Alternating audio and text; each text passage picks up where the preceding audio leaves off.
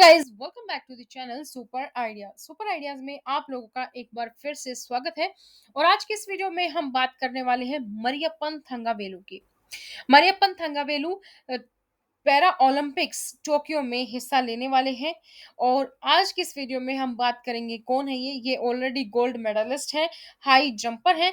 तो इनके बारे में आज की इस वीडियो में हम जानेंगे। इससे पहले अगर अभी तक आप लोगों ने इस चैनल को सब्सक्राइब नहीं किया है तो चैनल को सब्सक्राइब करें, साथ ही बेल आइकन को प्रेस कर लें ताकि जैसे वीडियो अपलोड होती है उसकी नोटिफिकेशन आप लोगों को मिल सके।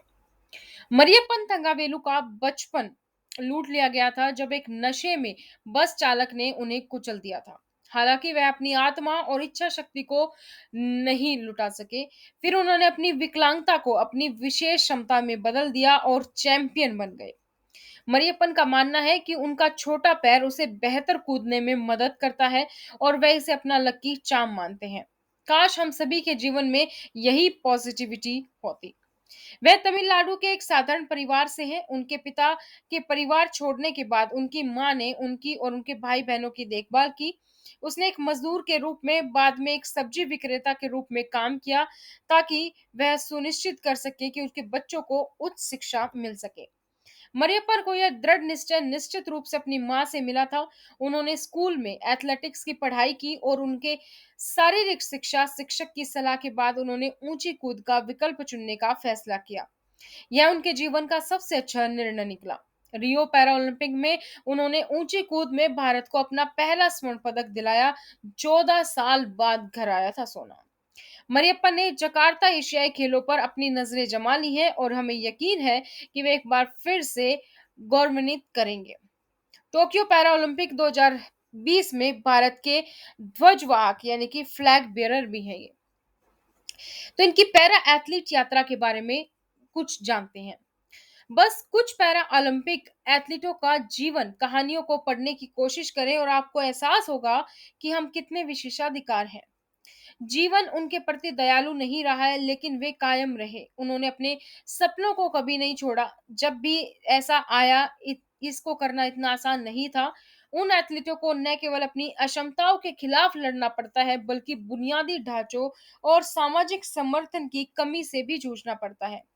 उन्हें सामाजिक वर्जनाओं और चुनौतियों को तोड़ना होगा जिनकी हम कल्पना भी नहीं कर सकते हैं। आज एक ऐसे ही एक युवा चैंपियन के जीवन की खोज कर रहे हैं। और ऐसा कहा जाता है कि नायक सभी बाधाओं को दूर करते हैं। वास्तव में उनका जीवन सभी के लिए एक प्रेरणा है और उनकी लड़ाई की भावना वास्तव में आपको हैरान कर देगी। जो चीजें मुझे सबसे ज्यादा अचंभित करती है वह है विशेष रूप से इस युवक ने बहुत कम उम्र में जो अपार विनम्रता और सकारात्मकता दिखाई है। मैं बात कर रहे हैं हम high jump gold medalist Mariyappan Thangavelu की। इनका जीवन आसान नहीं था। तमिलनाडु में पैदा हुए एक गरीब परिवार में जब छोटे थे तो इनके पिता ने परिवार को छोड़ दिया था। मां सरोज इन्होंने अकेले इनका और उनके 3 भाई बहनों का पालन पोषण किया। मरियप्पन के 2 छोटे भाई हैं, कुमार और गोपी। एक बड़ी बहन है, सुधा। सरोज गुजारा करने के लिए मजदूरी का काम करती। दैनिक मजदूरी लगभग 100 रुपए होती थी। उम्र के साथ सभी शारीरिक कामों के कारण उसने सब्जी बेचना शुरू कर दिया। जीवन में एक अप्रत्याशित मोड़ आया जब मरियप्पन सिर्फ 5 साल के थे और स्कूल जा रहे थे। तब एक शराबी बस चालक ने उसे कुचल दिया। सरोज ने मरियप्पन के इलाज के लिए 3 लाख रुपए का कर्ज लिया था, लेकिन दुर्भाग्य से वह रुके हुए विकास और स्थायी विकलांगता के साथ रह गया। उसके बाद से परिवार कई सालों तक कर्ज चुका रहा था। इसके बावजूद मरियप्पन ने मन लगाकर पढ़ाई की। उन्होंने अपना माध्यमिक विश्वविद्यालय विद्यालय पूरा किया और बाद में ABS college of arts and science से बिजनेस एडमिनिस्ट्रेशन में स्नातक किया। वह आगे भी पढ़ाई करना चाहते और एमबीए कोर्स की योजना बना रहे हैं।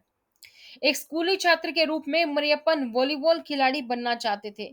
हालांकि विकलांगता के कारण उनके लिए खेलना आसान नहीं था। यह उनके हाई स्कूल के शारीरिक शिक्षा शिक्षक थे जिन्होंने उन्हें ऊंची छलांग लगाने के लिए प्रोत्साहित किया। बाद में 2013 के राष्ट्रीय पैरा एथलीट चैंपियनशिप में कोच सत्यानारायण द्वारा देखा गया था। सत्यानारायण को पता था कि ये खास हैं और उन्हें आगे की ट्रेनिंग के लिए बेंगलोर ले गए। मरियप्पन को आखिरकार बेंगलोर में दिव्यांगों के लिए भारतीय खेल अकादमी केंद्र में कौशल विकसित करने और तकनीकी सीखने का अवसर मिला। वहां से युवा एथलीट को कोई नहीं रोक सका। प्रशिक्षण के केवल 1.5 साल के भीतर 2015 में विश्व नंबर 1 बन गए। उन्होंने पहले राष्ट्रीय स्तर पर, फिर अंतर्राष्ट्रीय स्तर पर अपनी छाप छोड़ी और रियो में स्क्रिप्ट इतिहास में चले गए। उसने अपनी पुरस्कार राशि का उपयोग अपनी मां के लिए धान का खेत खरीदने के लिए किया। परिवार के पास अब आय का अधिक सुसंगत स्रोत है और मरियप्पन ने तमिलनाडु सरकार से उन्हें नौकरी देने का अनुरोध किया है। वे अपने परिवार के लिए आर्थिक सुरक्षा चाहते हैं और इसके लिए कड़ी मेहनत करते हैं और उसके पास अपने स्कूल के लिए भी कई योजनाएं हैं। मरियप्पन अपने गांव में खेल के बुनियादी ढांचे में सुधार करना चाहते हैं। सचिन तेंदुलकर अपने रियो कारनामे के बाद मरियप्पन से बेहद प्रभावित थे। उन्होंने उनके लिए एक स्पोर्ट्स फंड शुरू किया। मरियप्पन की जीवन कहानी जल्द ही सिल्वर स्क्रीन पर आएगी। फिल्म निर्देशक ऐश्वर्या धनुष इन दिनों उनकी असल जिंदगी पर आधारित फिल्म पर काम भी कर रही हैं।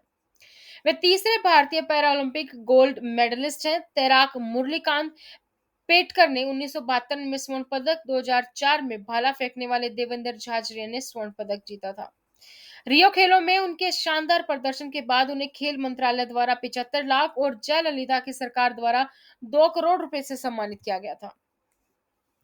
अब अगर मैं बात करूं इनके बारे में, पुरस्कार के बारे में, तो इनको पद्मश्री पुरस्कार मिला है 2017 में, अर्जुन पुरस्कार, साथ ही राजीव गांधी खेल रत्न पुरस्कार से भी ये नवाजे गए हैं। तो ये था इनके बारे में।